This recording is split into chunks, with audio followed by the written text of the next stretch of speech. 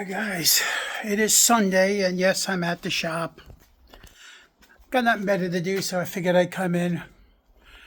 Working on my motor that's going in the 49.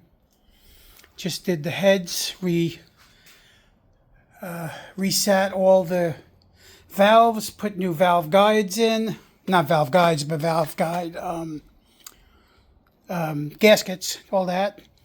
Now I'm going to clean the inside out and kind of go from there. We've been working on a bunch of cars.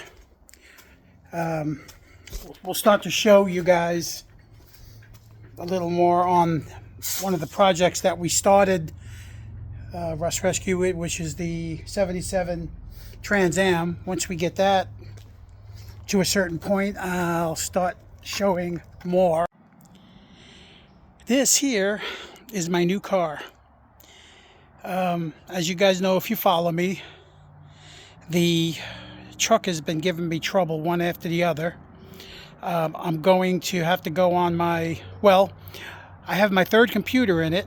It threw a code saying that the idle, hang on a second, the throttle positioning sensor was bad, which it could have gone bad. I guess one of the computers could have shorted it out, so we changed it.